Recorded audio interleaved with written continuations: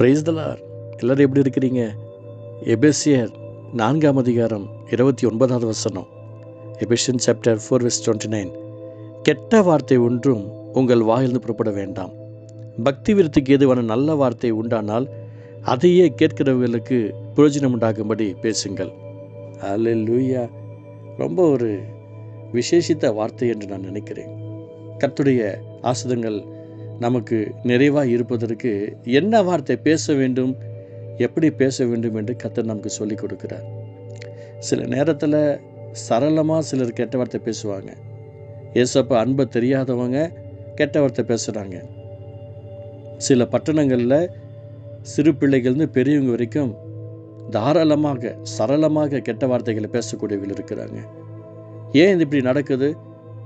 அவர்களுடைய அட்மாஸ்பியர், அவர்கள் இருக்கிற இடத்துல பேசுகிற வார்த்தைகள் அந்த செவிகளுக்கு சென்று இருதயத்திற்கு வந்து பச்சையாக கெட்ட வார்த்தை பேசுகிறவர்களாக மாறிவிடுகிறார்கள். எனக்கு தெரிந்த சில ஊழியர்கள் கூட எனக்கு தெரியும். என்ன இப்படி பேசுகிறீங்க? நான் நிறைய பேரை கடிந்து கொண்டு நான் விலகி இருக்கிறேன். அதனால் பொதுவாக எனக்கு அவ்வளோ லிங்க் கிடைக்காது. அப்போ ஒரு ரொம்ப அழகான அற்புதங்கள் அதிசயங்களும் செய்து கொண்டிருந்தார். ஊழியத்தின் பாதையில் ஒரு விஷயம் நான் அவரை சந்தித்தேன். நம்ம சபைக்கு இன்வைட் பண்ணலாம் என்று நினைத்தேன். அப்பொழுது அவரோட பேசுவதற்காக நான் காத்திருந்தேன். திடீர்னு அவர் பாட்டில் ஒரு சில வார்த்தைகளை கெட்ட வார்த்தை பேசிட்டார். அதுக்கு அவர் சொன்னார், இல்லை பாஸ்டர், நான் அப்படிலாம் பேச மாட்டேன், அங்கே அப்படி பேசுனாங்க பாஸ்டர், இதே வார்த்தை சொல்லி பேசுனாங்க பாஸ்டர்னு சொன்னார். அவன்கிட்ட திருப்பி கொஞ்ச நேரம் உட்காரத்துக்கு எனக்கு மனசே வரல. எனக்கு தெரிந்த சில சகோதரர்கள் சபைக்கும் வருவாங்க, நான் கெட்ட வார்த்தைலாம் பேசவே மாட்டேன், ஆனால் அவங்க இந்த வார்த்தை பேசுனாங்க, நான் திருப்பி சொல்லவே இல்லைங்கண்ணா அப்படின்னு சொல்லிக்கிறவர்களும் இருக்கிறாங்க. எனக்கு பிரியமான சகோதரனே சகோதரியே, வேண்டாங்க. நீங்கள் கெட்ட வார்த்தை உங்கள் வாயிலிருந்து வந்துருந்துச்சா இதுக்கப்புறம் அப்படியேப்பட்ட காரியங்கள் வரக்கூடாதுங்க. முதலாவது மனம் திரும்பிடுங்க. உங்கள் நாக்கை சரண்டர் பண்ணுங்க, உங்கள் செவியை சரண்டர் பண்ணுங்க, உங்கள் ஹார்ட்டை சரண்டர் பண்ணுங்க. கர்த்தருடைய அன்புல உங்களை ஒப்பு கொடுங்க. கெட்ட வார்த்தை வேண்டாம், கெட்ட வார்த்தை வேண்டாம். கர்த்தருக்கு பிடிக்காத ஒரு காரியங்கள். நீங்கள் ஆணுடைய பிள்ளைகளாக இருந்துட்டு இப்படி அசிங்கமாக பேரண்ட்ஸுக்கு முன்னாடி பிள்ளைகள் கெட்ட வார்த்தை பேசினா எப்படி இருக்கும்? பிள்ளைகளுக்கு முன்னாடி பேரண்ட்ஸ் கெட்ட வார்த்தை பேசினா எப்படி இருக்கும்? வேண்டாங்க, கெட்ட வார்த்தை வேண்டாம். நீங்கள் உங்களை மாற்றிக்கோங்க. உங்கள் பிள்ளைங்க யார் கூட பழகிறாங்க, அவங்க கெட்ட வார்த்தை பேசுகிறவங்களா இருந்தாங்கன்னா நீங்கள் அலோவ் பண்ணுவீங்களா? அதே போல் நீங்களும் பேசக்கூடாது. சிலர் ஈஸியாக சொல்லிவிடுவார்கள், அவர்கள் தான் பேசினார்கள், நான் பேசவில்லை என்று சொல்வார்கள். எனக்கு தெரிந்த நிறையா ஆணுடைய பிள்ளைகளை இந்த வேலைகளை செய்வதற்கு சாத்தான் தீவி இருக்கிறான் என்பதை மறந்து விட்டார்கள். அதான் ஆண்டவர் அழகாக சொல்லுகிறார், கெட்ட வார்த்தை ஒன்றும் உங்கள் வாயிலிருந்து புறப்பட வேண்டாம். பக்தி விருத்திக்கு ஏதுவான நல்ல வார்த்தை உண்டானால் அதையே கேட்கிறவர்களுக்கு பிரச்சனை உண்டாகும்படி பேசுங்கள். எனக்கு பிரியமான சகோதரனே சகோதரியே, இந்த வார்த்தை நிச்சயமாக உங்களுக்கு ஒரு அற்புதங்களை செய்ய நான் விசுவாசிக்கிறேன். அதிசயமான ஆசீர்வாதத்தை செய்ய நான் விசுவாசிக்கிறேன். எனக்கு தெரிஞ்ச ஒரு சகோதரர் ஆண்டவருக்காக ரொம்ப எதையாவது செய்யணும் சாதிக்கணும்னு நினைக்கிறவர், நல்லா உற்சாகமாக ஓடக்கூடியவர்.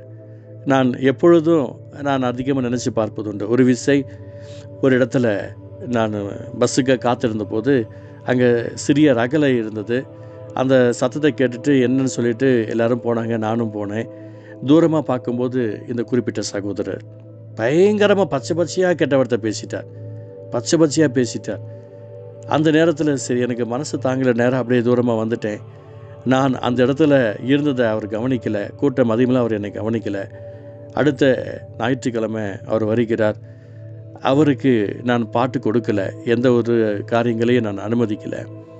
அவருக்கு ரொம்ப ஃபீல் ஆகிடுச்சு, எனக்கு எதுவுமே அனுமதிக்கலையே, எனக்கு எதுவும். அப்போ நாங்கள் சபை கட்டில் ஒரு சின்ன கூடாரத்தில் நாங்கள் பண்ணிக்கிட்டு இருந்தோம், எதையுமே எங்களுக்கு அனுமதிக்கலைன்னு சொல்லி ஃபீல் பண்ணாங்க. அதுக்கப்புறம் தனியாக உட்கார வச்சு சொன்னேன், நீங்கள் பேசின வார்த்தைகளை நானும் கேட்டேன், கர்த்தருக்கு சுத்தமாக பிடிக்கலை, மனம் திரும்பி என்று கர்த்தர் சொல்லுகிறார் என்று சொன்னேன்.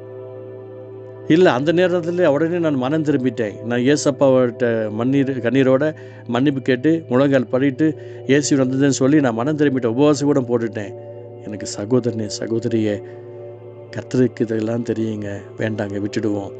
கெட்ட வார்த்தை ஒன்று உங்கள் வாயிலிருந்து புறப்பட வேண்டாம். நீங்கள் நம்ம சொல்லலாம் மனம் திரும்பிட்டோம் என்று சொல்லி, அந்த மனம் திரும்பாத கூட்டத்தோடு இருக்கிற வரைக்கும் இயேசு இயேசு என்று சொல்லி என்ன வரப்போகிறது? மனம் திரும்பாத கூட்டத்தோடு இருக்கும்போது தானே அந்த பேதுரு கர்த்தரை மறுதலிப்பதுக்கு ஒரு சூழலை அமைந்து போயிடுச்சு. கர்த்தருடைய நாம் மகிமைக்காக நான் சொல்ல விரும்புகிறேன். ஆண்டவருடைய பிள்ளைகளோடு இருக்கும்போது பேதுரு எழும்பி நின்று தேவன் அவரை உயிரோடு எழுப்பினார் என்று சாட்சி பகிர்ந்தார். இன்றைக்கி உங்களுடைய என்னுடைய வாழ்க்கையில் நாம் யார் கூட இருக்கிறோம் என்பதை பாருங்கள். உங்கள் அட்மாஸ்பியரை கொஞ்சம் சற்று நிதானித்து பாருங்கள். எபேசியர் 4:29 சொல்லப்பட்ட வார்த்தையின் பிரகாரமாய் கெட்ட வார்த்தை ஒன்று உங்கள் வாயிலிருந்து புறப்பட வேண்டாம். அன்பு தகப்பன், இந்த வார்த்தையுமாக பரிசுத்த ஆசீர்வதியும் கிருபையும் சமா உண்டாகட்டும். ஒவ்வொருத்தரும் நல்ல வார்த்தை பேச இறக்க மாட்டோம். இயேசு பிதாவே, ஆமென்.